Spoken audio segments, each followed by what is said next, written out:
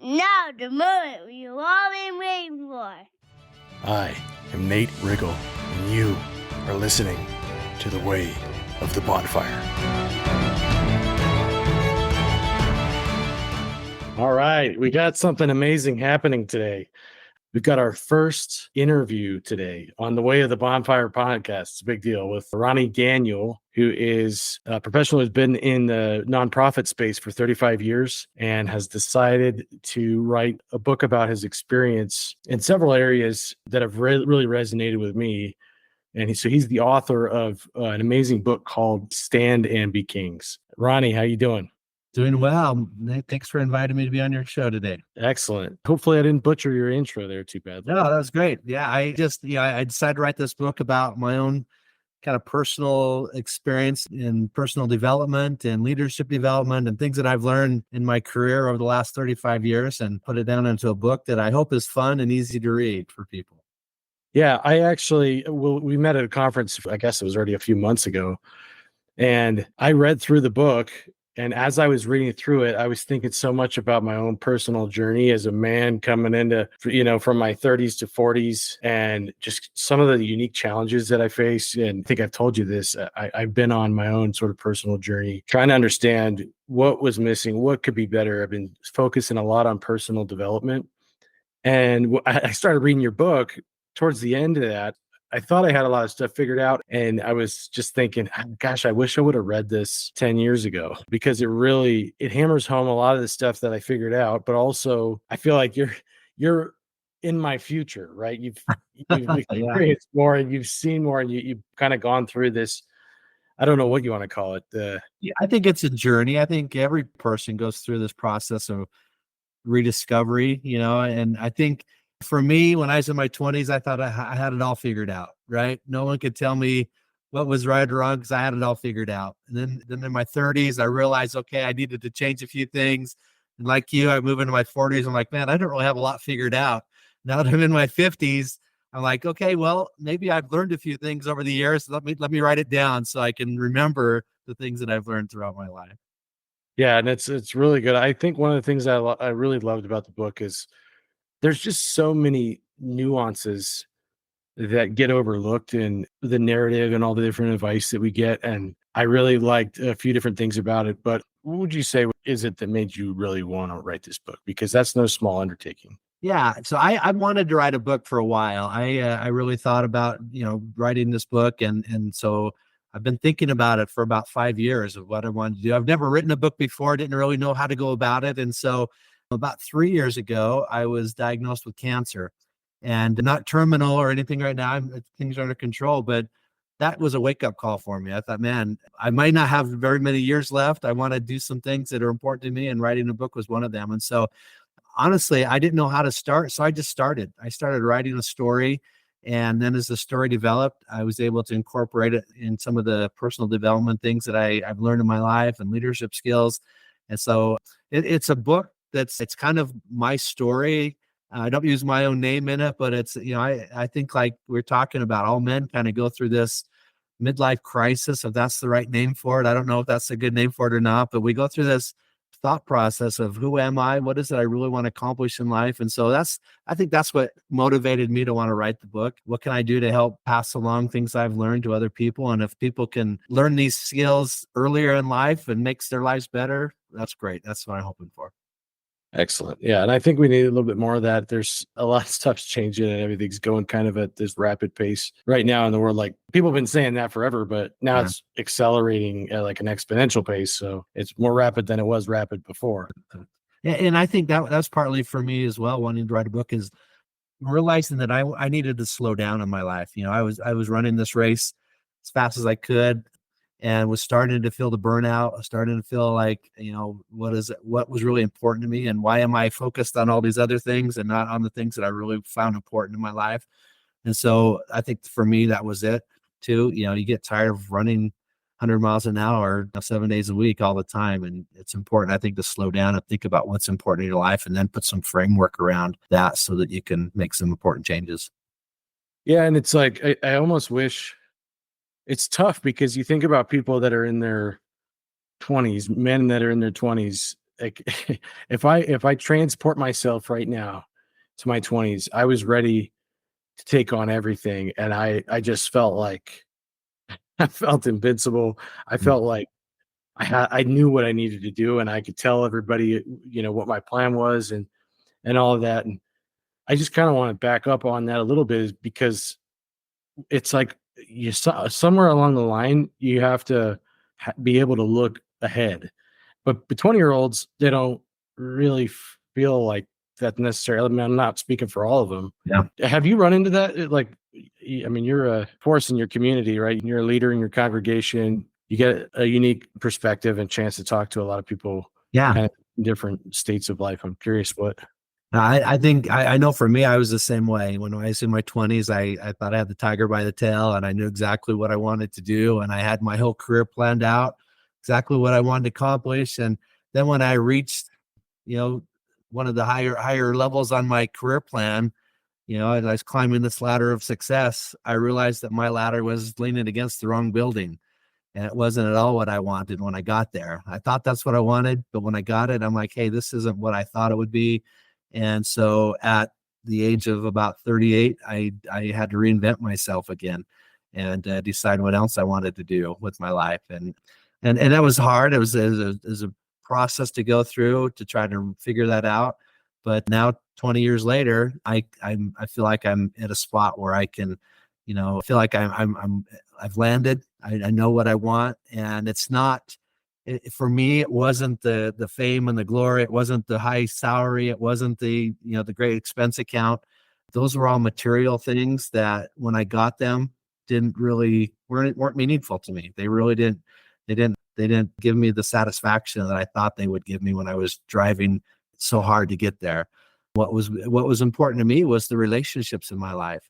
The relationship with my wife that I had abused, not physically or mentally or anything like that, but used her trust in me because I often put my career above my relationship with her, often put my career above my relationship with my kids and my family. And because I was so hungry for that, what I thought was important in my life, that I sacrificed way too much in my relationships with my wife and kids that you can't get back. When your kids get out of your house, you can't have you can't have those same experiences that you could have had when they were 8 years old or 15 years old or 18 years old. It's too late at that point. And I definitely have those regrets of times that I wish I had chosen my family over my career. Yeah, and that seems to be a pretty common theme, especially in the modern day. I don't know. I think I've shared on this podcast that I've talked with a lot of people just trying to understand different levels where they're at, and it seems to come in sort of that 30 to 55 age range where people, men specifically, it's like, wait, they kind of wake up like, what am I doing? And I really like the setting of the book where you're talking about how, I mean, the setting that you chose for your narrative, which I think is cool. It's not just another block and tackle self-development book. It's easier to get through, and it follows a story and a narrative. Like there's a fictional narrative behind it, set in that medieval Renaissance setting. Yeah. And I think it's a critical element of the story and the message, because I think a lot of boys and men dream of being or becoming kingly, and we relate to the struggle as we get older of the knight who has to face danger and the uncertainties that both have to navigate and overcome. However, sometimes, not just sometimes, it seems like in modern day, we tend to forget or put aside that kingly desire as part of our nature. But it's tough to pinpoint when or how or why we lose that. I'm just curious, where do you think it is we're losing that? Like, where does that go? Well, I think, in our late teens and early 20s, I think we have that desire to find that nobility that I think is in all of us, that we want to be regal. We want to, and like we were talking about earlier, I think we want to be that knight that's out charging the dragons and slaying all those dragons, right? And so I chose this theme, I guess, about in the book because it's all about what does it mean to be kingly? What does it mean to be noble? How do we find that nobility within ourselves? And what does it, is a king the miser that we sometimes see that, King Midas, who's sitting there and he just counting all of his gold? If that's your version of king, then most of us are on that pathway, right? That's what we're taught. That's what we believe, that, hey, if I go out and I work hard enough, I can get anything I want in this world, right? And so I think that's the journey that we all launch upon. But what I've learned in my life is that to be a true king, it's about managing and sustaining and developing relationships with people. And so that's what I talk about in the book. It's all about managing the realms of your life. So you first and foremost want to be the king of your innermost relationship, and that's with ourselves. How do we think about ourselves? How do we talk to ourselves? I think that's really, really key. A lot of times we have this negative self-talk that swirls in our brains, and we talk ourselves down. I saw a meme, in fact, this morning that said the person you'll talk to the most in your life is yourself. How are you talking to yourself, right? And I think that's a really important thing. And so that's the first realm, is our relationship with ourselves, and included in that is your relationship with the supreme being, whatever and whoever and however you define that in your life. But I think most people would agree and accept and acknowledge that there's something out there, right, bigger than us, and being able to tap into that supreme being is really a key. So that's the first realm. How do we have those relationships with ourselves and be kingly in our thoughts? Having integrity is such an important part of that. I think we have an idea of who we want to be and what we want to be, but we sometimes lose the integrity along the way of doing what we know is right to lead us toward those things. I have a quote on my wall here in my office that says, "Watch your thoughts, for they become your words. Watch your words, because they become your actions. Watch your actions, because they become your habits, and watch your habits, because they become your character. Watch your character, because that becomes your destiny." And so really what we think we can become. And so that's a really important part of that. So that's the first realm, is managing that. That seems to be one, like if I look at all the 5 realms, it seems to be one that we tend to just skip over or think we know ourselves good enough. Do you have any advice or ideas on why do we skip over that? Well, I at first I agree with you. I think we do skip over that. I know for me in my career, I did. I skipped over that. I thought I was God, right? I thought I could do anything, and I wasn't really focused on that. But I think it happens a lot. Sometimes it's by the way we're raised. Sometimes it happens because of the words and the actions that are thrust upon us by, whether it's our parents or our siblings or other friends or other people we associate with in the world. And there are those among us who are lucky because we get surrounded with very positive feedback, but there are others who don't. And so sometimes we believe the things we're told about ourselves, and we tell ourselves those over and over and over again, and we become that in our lives. And so I'm sure men that have become great in their lives, who've overcome incredible struggles and challenges. And I think part of the reason they become great is because they've learned to have really positive self-talk to themselves. That's a really important key here. And so I think it takes action. It takes us being willing to control our thoughts and truly training our minds and our brains how to have that positive self-talk, particularly in the midst of struggles and trials. Yeah. Yeah. Well, I think, on my end, it's a lot of times it's because you're told to be selfless. And so you forget yourself, but that wasn't what that message was intended for. Yeah, I think the only way we can truly become selfless is by being able to be stable in ourselves. The only way you can give of yourself to other people is if you have an abundance to give, right? And you build that abundance through that minute by minute, hour by hour self-talk, and who you are, and the type of person you want to become. Yep. And I really like what you were saying about in the book, as your mind is like a garden. You really got to be careful what you put in there or what you don't. And I think the reason that the baby is thrown out the bathwater on that subject is because the idea of mastering your thoughts, or how you talk to yourself, people think of it in terms of like these fluffy affirmations and positivity, and they're like you're out of touch with reality.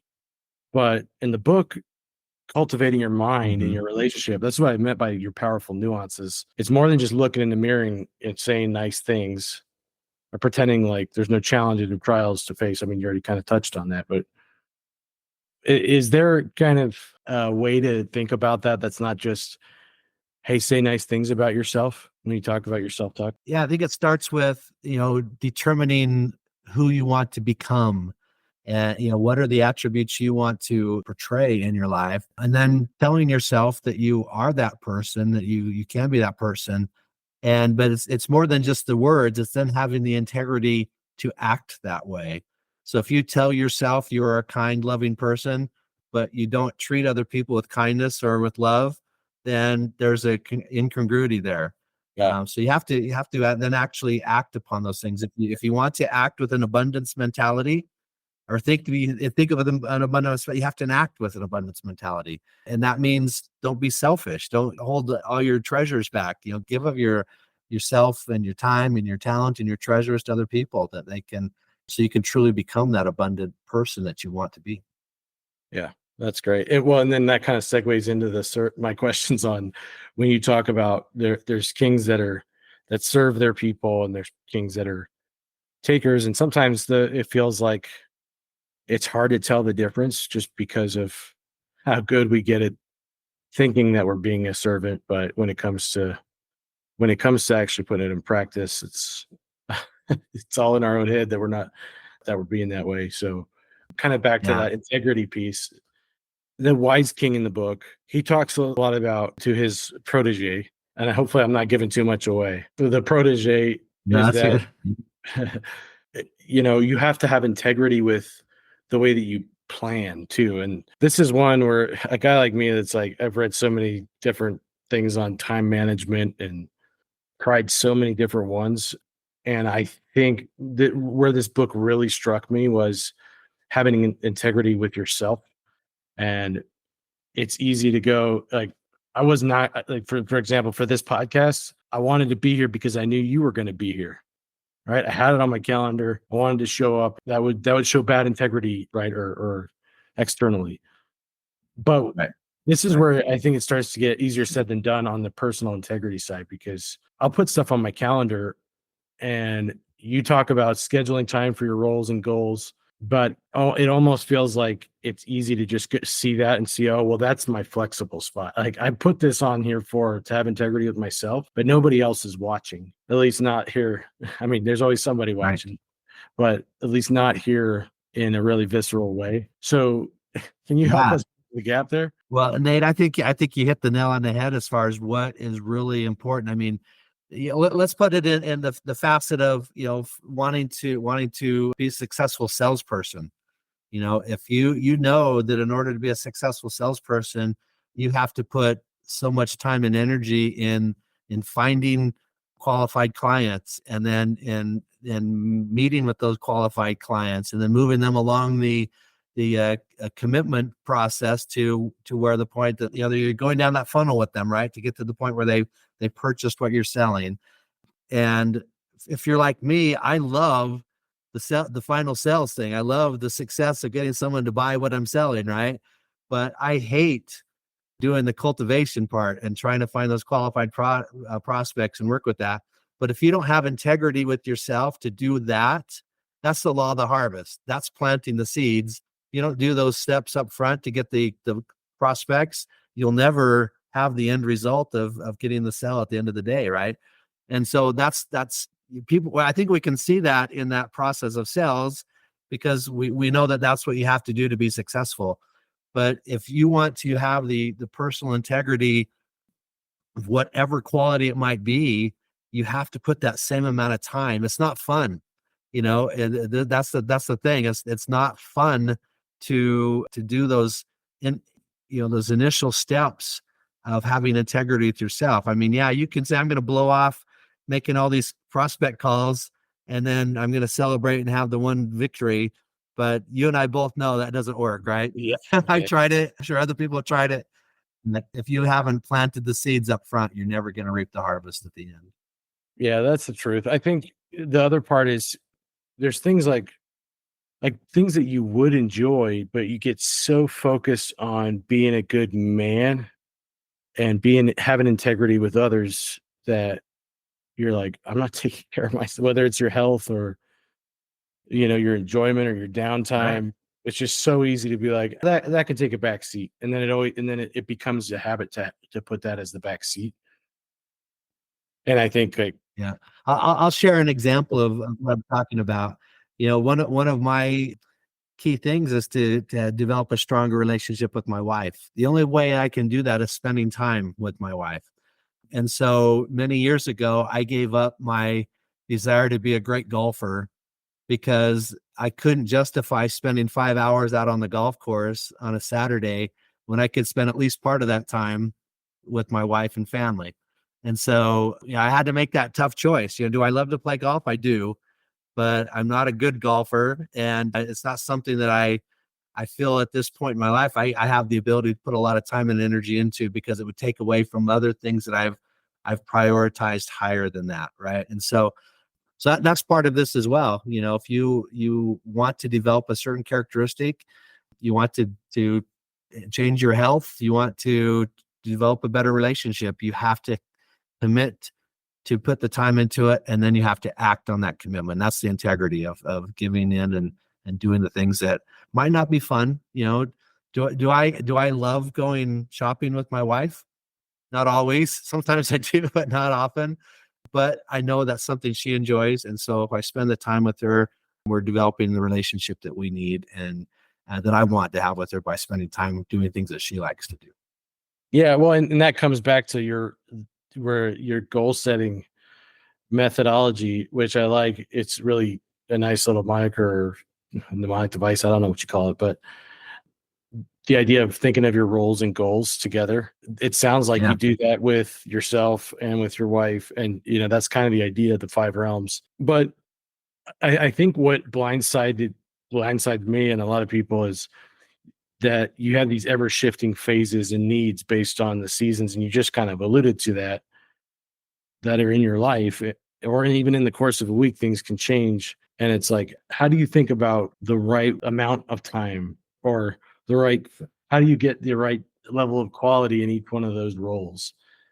Like, do you think about it in terms of hours or? Yeah, I think that varies at the different times and stages of our lives. When I have 4 kids, and when they were young and toddlers, I probably didn't spend as much time with them because my wife was a stay-at-home mom at that time, and she spent that time. But I really found when my kids became, older, and they started being involved with sports, and they started getting involved with dance recitals and all, whatever their interests were, that was the time I needed to protect in order to do those things, just to be there. A lot of times it didn't matter if I was sitting in the stands watching my boys play baseball, if I was doing something on my phone at the same time, or I was sitting there watching. What they cared about is I was there, when they were up to bat, I put the phone down, and I had my whole attention there. Or when they were out in the field, one of my sons pitched, and so when he was pitching, I was there. I was all in. I was focused on what he was doing. So it's a matter of just managing that. Sometimes you can multitask and do things together like that. But what your kids will remember the most is that you spent the time with them, that you were there, that you were present during the times that were important to them. Absolutely. Yeah. So, and this is one that I could spend the whole podcast on, but I won't. I just think there's a topic that you focus on in terms of kind of rebuilding and strengthening those relationships in each one of the realms.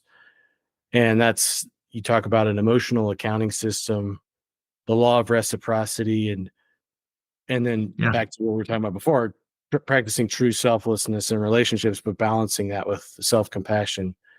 And I think like it's really easy to get that mixed up. And I've mixed it up a lot of times when it comes to reciprocity. It's like the really low level, like flawed way of looking at that is you scratch my back, I scratch yours, or I give you this, I expect something back.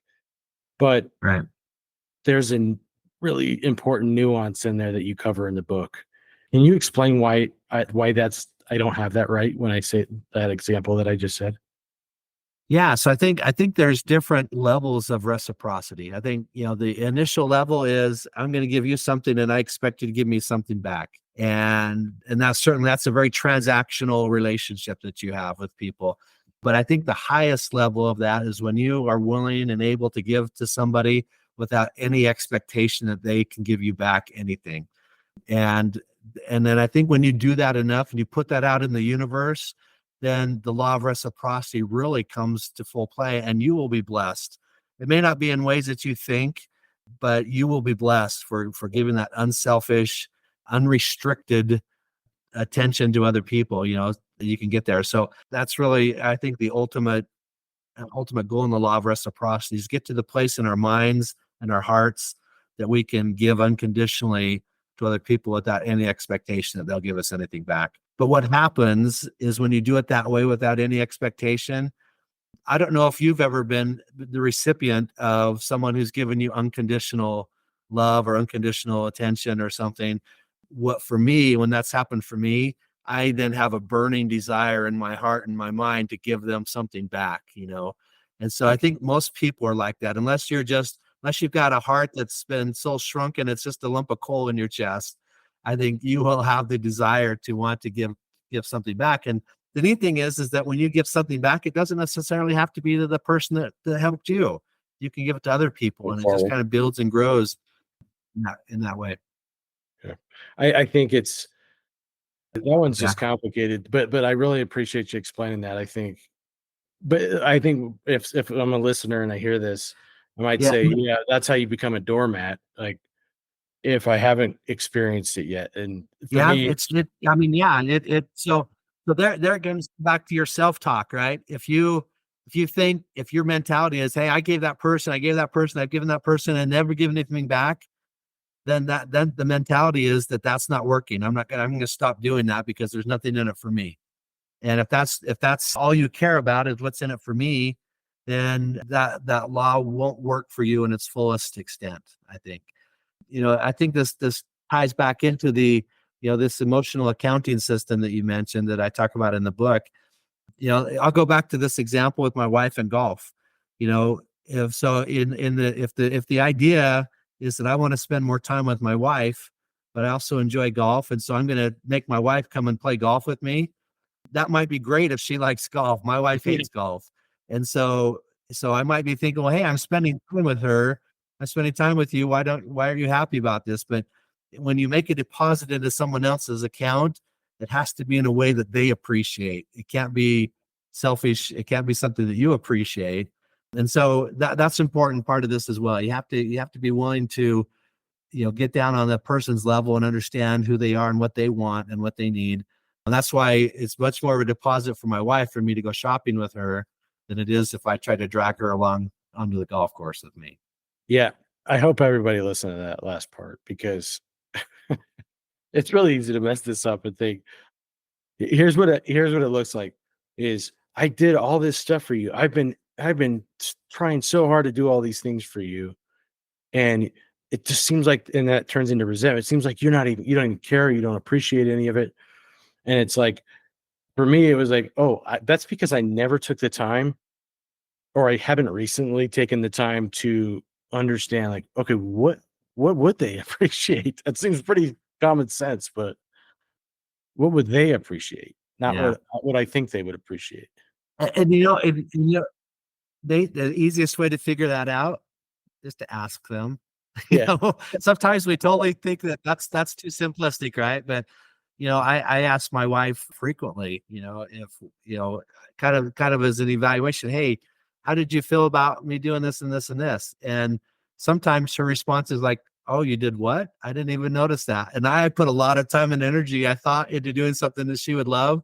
And it wasn't even on her radar screen. It wasn't even something that she paid attention to or noticed. And so, I could have spent that time and energy doing something different that she would have appreciated, rather than put in what I thought was going to be great in her mind, So I think just having that open conversation, especially with those relationships that are closest to you, whether that's your spouse or your kids, really trying to understand what is a deposit for them is really important in that process. Yeah. And I think we as men, before we learn all the stuff that's taught in this book by the wise king, is we tend to believe we can prioritize our wife by being more hardworking, making sacrifices to be successful, and providing better. Do you feel like that's a justification, or is that a counterproductive graph? I think we all justify that in our mind. I know I have a lot, you know. Yeah, I'll share a story that I shared in the book, but it's something that just rang true for me, and it just totally it recalibrated my thinking about my relationship with my wife. It was a Saturday. I was doing some landscaping. I was moving huge boulders out in my yard. And so I came in around 11 o'clock. I'd been out there for about 3 hours working, just hot and sweaty. And all of a sudden, my wife came storming into the house. And I'm like, "What's wrong with you?" And she goes, "Well, I just went to get groceries and I spent an hour there. I had my shopping cart full. Everything got rang through the cashier. And I realized I didn't have my credit card or my debit card to pay for it. I didn't have any money to pay for it. So the whole thing got canceled. I had to come home and get my purse, just furious. I've got to go back and get groceries all over again."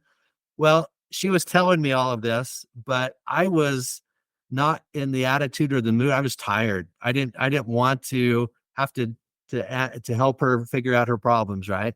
So I just stood there drinking my glass of lemonade, and I just kind of went, "Yeah, uh-huh. Wow, that must have been awful. Oh, that's terrible." And I didn't try to solve her problem one bit. And she vented to me for about 10 minutes about all this. And then she leaned up and gave me a big kiss. And she said, thanks for listening. That was all I needed." And then she was out back and doing the groceries. And I sat there, I thought about it. I didn't tell her one thing. I didn't help her one bit. And as we talked about this afterwards, she said, I just needed somebody to listen to me. I just needed somebody that I could talk to about it. I didn't need you to solve my problem. I knew what the problem was. I needed to come home and get my purse, right? So it was just a revelation to me that I truly did not understand what my wife needed in a relationship. She didn't need me to solve her problems. She just needed somebody that she could trust and listen to and be able to sympathize with her and help and understand what she's going through. So, I mean, that's just a small example, but That's great. if we take time to really understand each other, we can shift what we're doing. And for me, it was a whole lot less work, you know, just being supportive and listening to her than it was trying to figure out ways to help her solve her problem. Right.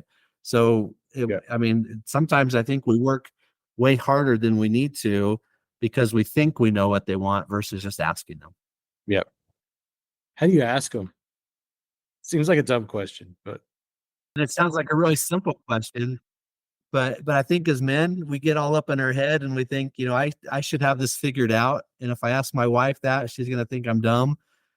But I've that's not been my experience when I've actually sat down and said, "Hey, you know, I put a lot of time and energy into doing this thing for you. How'd you feel about it? And you know, I want to know moving forward what's important to you." And you know, here's another example on the other side. You know, my wife early on in our marriage, she spent so much time decorating the table, and she made this great meal for me and everything. And I came home and scarfed it down and went and sat and watched TV. I didn't compliment her on her decorations. I didn't say anything about that because to me, what was most important about that meal was filling my belly. You know, it wasn't the ambiance or all the work she put into all the extra stuff. And so, you know, we've learned about that. You know, we've been married 36 years. And so we've learned some of the things over time that, you know, there's a time when I like the fancy dinner, but most of the time I just want to fill my belly, you know, and then move on to the next thing. But also I've learned about her that when we're eating, she loves to talk about her day and, you know, give feedback. And so I've learned that I've got to come prepared to talk about my day in order to help, you know, give her a deposit in her account because and I, you know, so sometimes it's just talking about the most mundane parts of my day, but for her, that's important because that's the way she connects is by talking and hearing and talking to me and making sure I'm hearing her. And so I think it's just understanding that over time. You know, it doesn't happen early on. I mean, I didn't learn some of these lessons with my wife and my relationship until we've been married 15 years, you know, so I'd spent 15 years doing it wrong.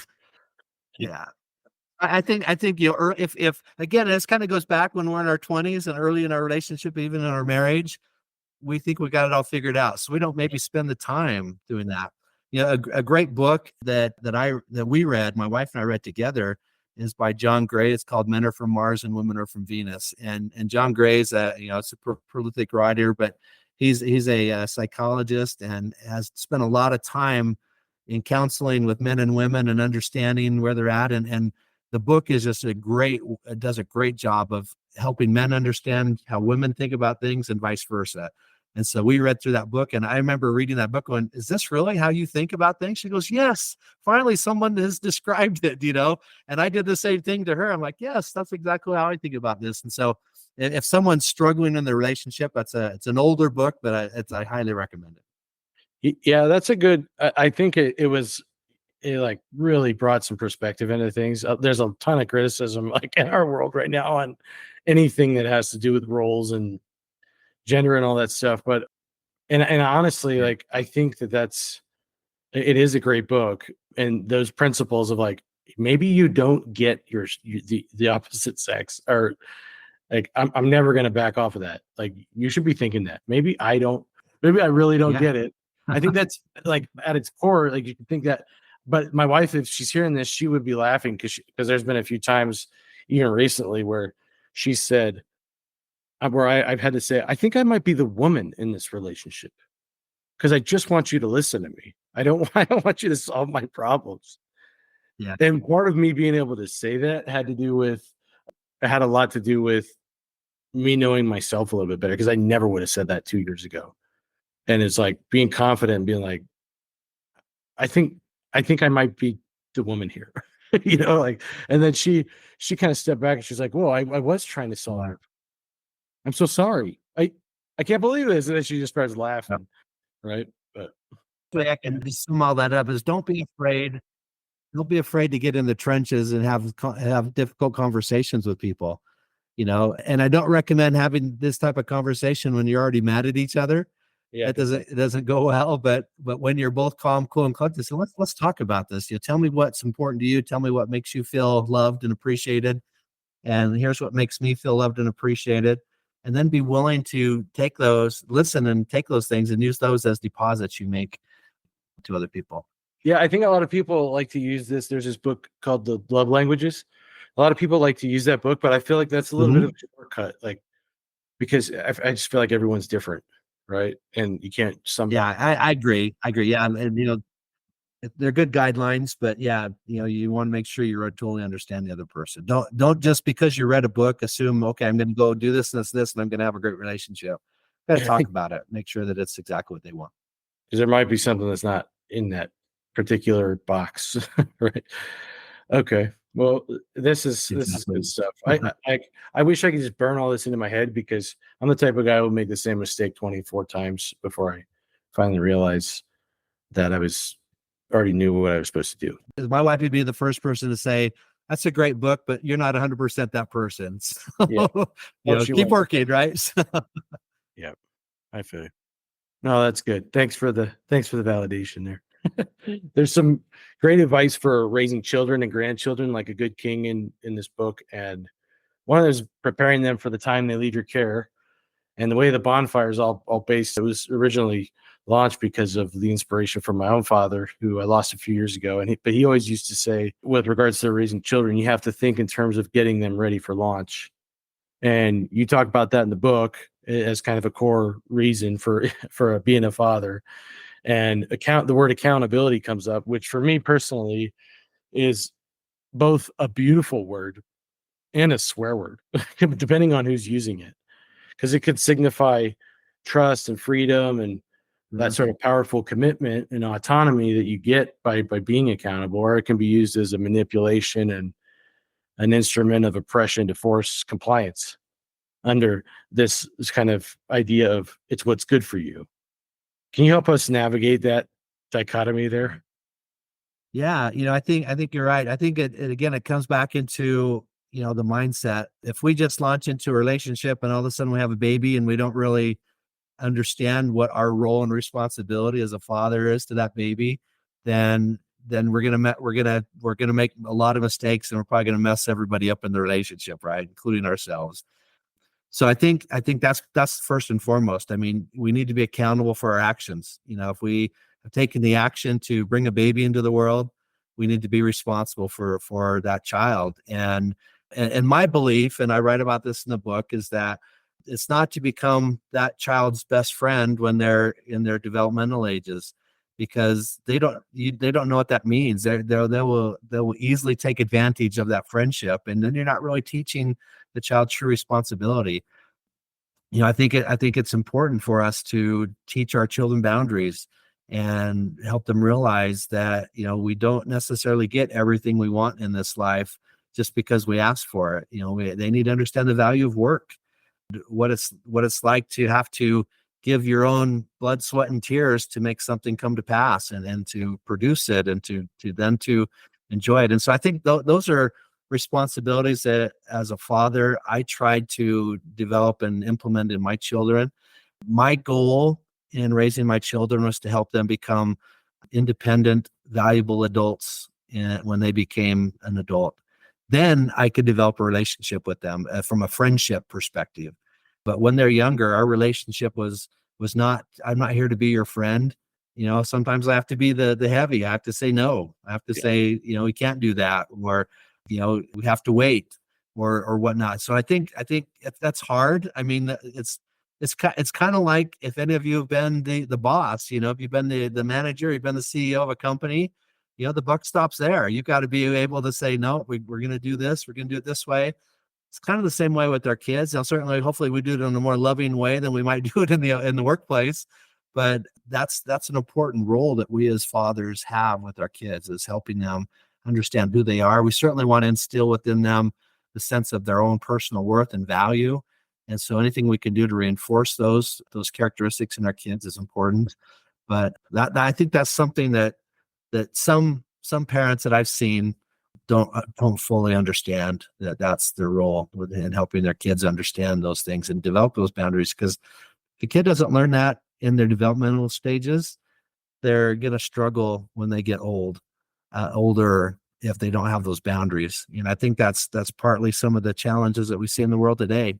If as a parent, I'm not controlling my own urge to stay and look at my phone for 7 hours a day, I can't expect my child to do that either, right? And so I think that's just one example, but multiply that by 100 times. There's that many other types of things in our lives that we need to help teach our kids about and help them to understand, especially as a father to our sons. Teaching them to be courteous, to be kind, to be open, to be willing to share their feelings in a productive and positive way. Not because they want to use that as a manipulation to get their way, but that's unfortunately what happens sometimes. I see that in my own kids sometimes, and my grandkids nowadays, that they use their emotions to manipulate to get what they want, right? And that's something we have to be willing to say, okay, you can sit there and cry all you want, but that doesn't mean you're going to get what you want, right? And my mom used to say this all the time. When I was a teenager, we had about an acre of lawn in our house. I lived out in the country, and it was my job to mow the lawn. And one day I just was not feeling it. And so I went into her, I said, Mom, I just don't want to mow the lawn today. And she said, okay, well, here's the deal. You can go mow the lawn and be happy, or you can go mow the lawn and be sad, but you're going to go mow the lawn. Right. Yeah. So, I mean, she taught me that, like, that's work that needs to be done. You're a member of our family. That's your role in the family that's your job. Go get it done. Right. You can be happy or sad about it, but you're going to go do it. So I hear you, everything you're saying, and I've experienced it firsthand, and each kid is different. What do you see being the way to mess that up? Because you can take a good principle and do it wrong. Yeah. So I think by becoming being demanding, being the autocratic, and cracking the whip. I mean, that certainly you can take that to that extreme, and then it becomes a negative and even a detrimental, relationship. But I think if you set boundaries, and the thing is, the challenge that this is you can't try to enforce something that you've never explained before. And so you have to take the time to explain, and in the book, 7 Habits of Highly Effective People, which I love, by Stephen Covey, he tells a story in there about teaching his son his responsibility to clean the backyard after the family party, and so he took the time to say, here's what green looks like, here's what clean looks like. And they walked around and did that. And so then the next weekend, the son came back and said, Dad, I'm finished with my job. And he went out and said, okay, let's walk around and see how you did. And is this green? Is this clean? And there wasn't that way. And so the boy learned, okay, my dad's holding me to these expectations. But if he had never taken that time up front to explain what the expectations were, and then hold them accountable for it, then that becomes problematic as well. And so that's sometimes I know I'm guilty of. I have been guilty of that in the past, holding my kids to expectations. I haven't really taken the time to explain to them why there's the expectation and what their responsibility is in it. Yeah, because I feel like it's easy to become your kids. You can make your kids feel like you don't love them if you come in too hot, or they don't understand why you're doing that, or they feel like, because they learn fast, right? And they're perceptive, and it's like, and they can come up with the wrong assumption. But then also you have people getting out into the world like, my parents never taught me anything. I'm mad at them for that. Right. So it's like, I'm mad at my parents because they were tyrants, or I'm mad at my parents because they didn't teach me this. And so it's like, Yeah. all right, how do we get it right? And how do we make sure? I think probably the thing I think my dad taught me the most that I remember and understand, and the thing I love him most for teaching me is that I'm responsible for my actions.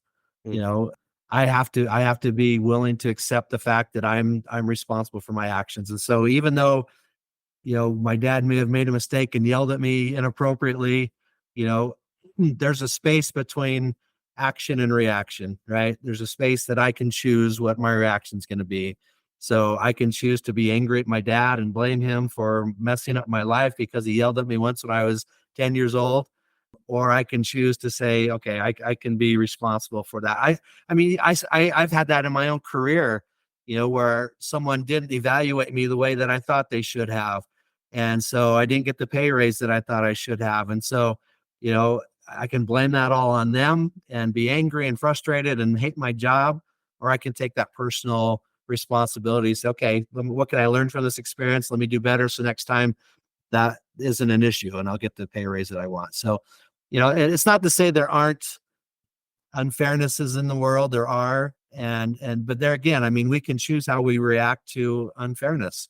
Mm-hmm. And, so the one thing that I know as a parent, you'll never be perfect at it. You'll never be the best. We all make mistakes. I've made, hundreds of mistakes raising my kids, and they'll be the first to tell you that.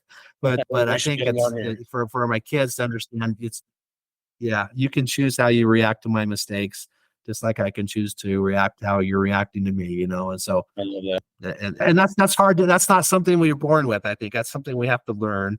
And it's a skill we have to cultivate over time, is choosing our own actions rather than letting the outside forces choose who we are, what we're going to do. Yes, and I feel like that's the same for every man too. Like it's not something that can be forced upon us to make that choice, to choose our actions, if that makes any sense. It's like you have to choose at some point that this is you own your part of it. You own as much as you can, and it has to be your choice. So that's great. And again, I like this book. I was reading it and I was like, oh wow, I was on to something here, but I didn't quite dial it all the way in until I read the book. And you got places you got to be here soon, but I just got a couple more questions for you. The king mentions that as he's discussing one of the 5 realms, he asks his protege if he feels like he has any true male friends based on this very specific definition of that word, friends. And he says, the king mentions that every man he's ever asked that question has not been able to say they have that sort of relationship as an adult. Like, what's happening there? Because that is so true. So true. Yeah. I think part of it is just the circumstances of our lives. When we are kids, we spend as much time as we can with our friends. And so they become our circle of influence and our circle of association. And so we spend that. And I talk a lot about in the book, and kind of talk, and it's kind of a fictitious version of my reality. When I was a kid, I was involved with this scouting group, and really became great friends with these guys, and they were my best buddies, and everything revolved around my relationship with them. They were the most important influences in my life. And then I went to college, and then we got married and started working, and that group of friends drifted away, and they are all doing the same thing. And so our circle of influence and circle of friends changed. And certainly the most important relationship evolved for me to be that with my wife, and then my kids eventually. So I think part of it is I haven't gone out of my way to develop a close circle of friends in my adulthood, right? I have associates. I have people that I'm close to in my church, people that I'm close to in my workplace, people that I get close to in a networking group or something like that I'm involved with. But the level of friendship that I have with those people are nowhere near the same type of friendship I had when I was a teenager, Do you right? feel And like you so need that? I Do you think feel like you still need it? I think we do. Yeah, I think we do. In fact, one of those friends that I was one of my friends when I grew up in that scouting organization. He and I have been friends on Facebook forever. He saw that I'd written this book, and he bought a copy of it and he read it. And he called me up one day out of the blue. I hadn't talked to him in 20 years. And he said, I want to rekindle the friendship we had when we were kids. And so Hallelujah. we now got to lunch, a couple times a month now. We get together, we talk, we're starting to rebuild that same kind of friendship. And this is somebody I know I can trust because of my previous experience with him, right? And so we just had lunch on Monday, in fact, and we planned an hour to have for lunch. And 3 hours went by, and we're still sitting at the restaurant, and they're waiting for us to get out so they can whatever.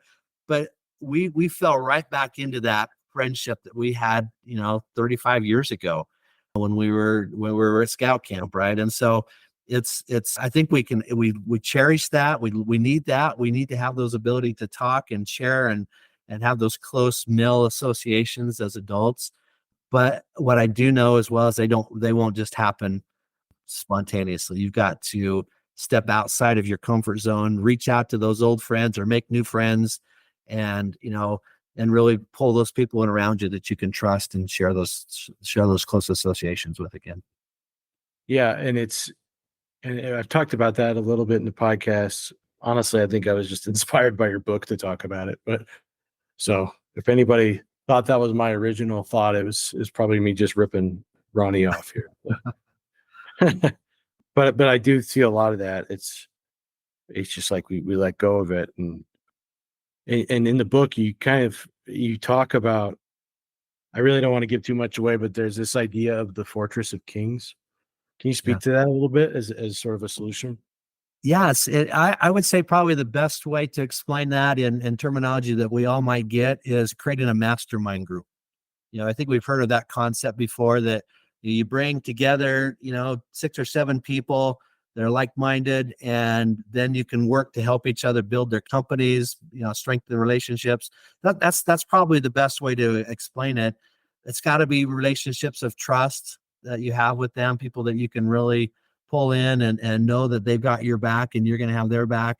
You have to have integrity with one another, but it's really building that core thing. I don't think it needs to be a huge group.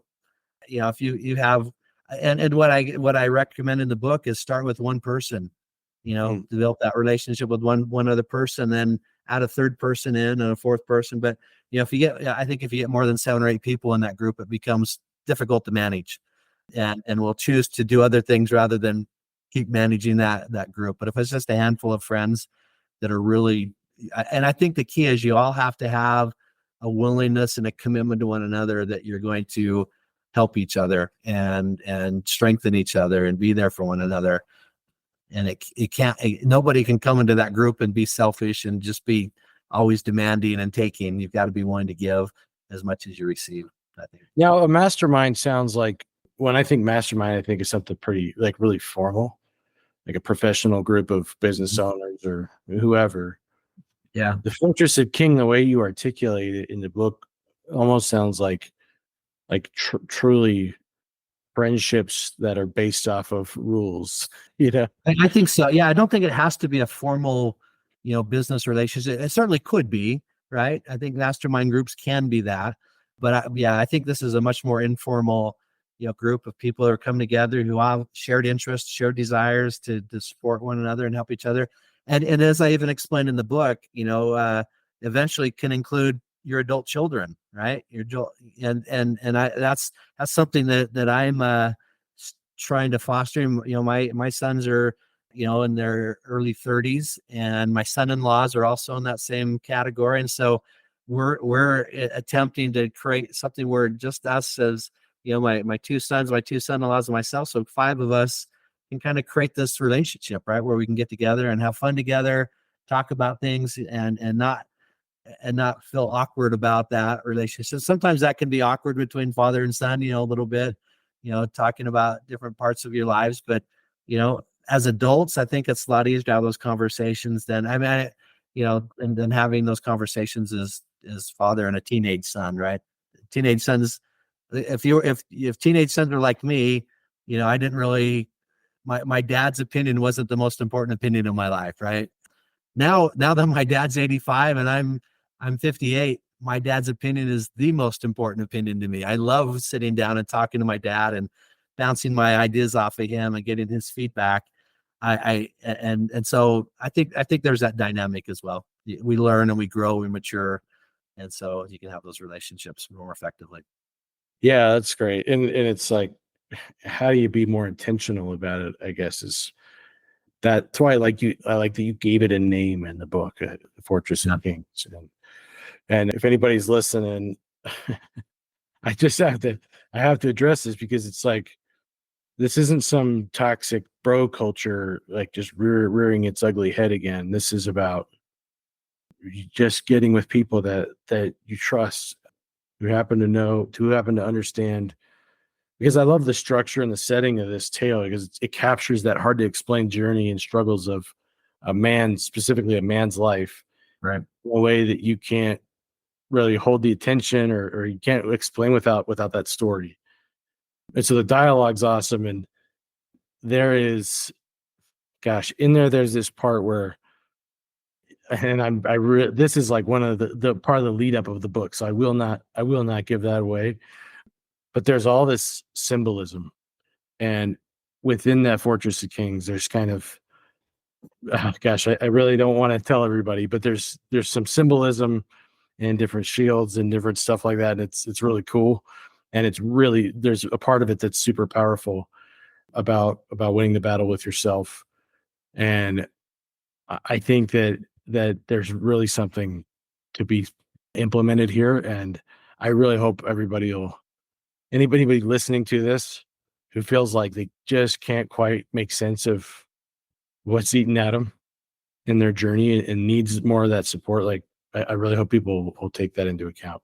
Yeah, definitely. And definitely, the book's available on Amazon. Just go on Amazon and Google Stand and Be Kings, and it'll come up, and it's available on for purchase there on Amazon if you want to pick up the book. So it's Stand and Be Kings by Ronnie Daniel specifically. Right. Because I think that you could get lost in sort of the search stuff. But Ronnie, any advice you have for men kind of coming up in that space that need some mentorship, whether they have a dad or whether they feel like they have a Fortress of Kings? And yeah, I think the simplest piece of advice I give is get out of your own brain. Sometimes we spend so much time in our own minds trying to, mull things around, but get out, have real life conversations with people, get out and develop relationships with people, whether those are your, if you're married, develop that relationship with your spouse. If you have kids, develop those relationships. Those are the most important relationships in your life. If you're not quite there yet in your journey, surround yourself with other men that you can trust, and develop that fortress and develop those relationships. That'll help you along the way. And, this is a journey that we can do together as men. We don't have to go out alone. I think sometimes that's how we all feel, though. We're on this journey all by ourselves, and we got to figure it out all by ourselves. And if we don't figure it out, we're a failure. Well, my counsel is we never will figure it all out. We can help each other along the way. And my attempt of writing a book is what I figured out along the way so far. But like I said, my kids and my wife will all tell you, these are all great principles, but my dad doesn't live them all 100%. My husband's not quite there yet. And so I think it's a journey we all have to go on. Yeah, it's beautiful. And I was just fired up when I finished it. Like, it's one of those books where, like, as you read it, you're like, yep, oh, I hadn't thought about that. And then by the end of it, you're like, I'm gonna go do this right this time, you know. Yeah, for sure. Get out there. Well, appreciate your time, Ronnie. I think I bumping you right up against your next meeting here, but really appreciate you sharing your advice. I hope people will go get the book. And you got to say it with me. At the end of every episode, we say, go get them. All right. Go get get 'em. Hey, thanks for listening to this episode. I love the chance to make your day better in some way, whether that ends up being just a quick reset that you needed to change things up, or even just a laugh or some fresh perspective. If you're getting value out of it, can you please do me a favor and share it with someone else? Because as more people find and listen to the show, I'm able to bring more good stuff more often. It is the fuel to the bonfire. Also, I'd love to hear your feedback and any thoughts or ideas or questions you have so we can be more connected and make the show even better with your input and your inspiration. The quickest way to do that is to send a message to my Instagram handle at Way of the Bonfire, which is also included in the show notes. And if you just want to avoid accidentally scrolling on social media, you can send me an email at nate@wayofthebonfire.com. And you know it, but make sure you click that follow button so you can catch new episodes as soon as they're available. Keep tending the bonfire, and we'll see you on the next one.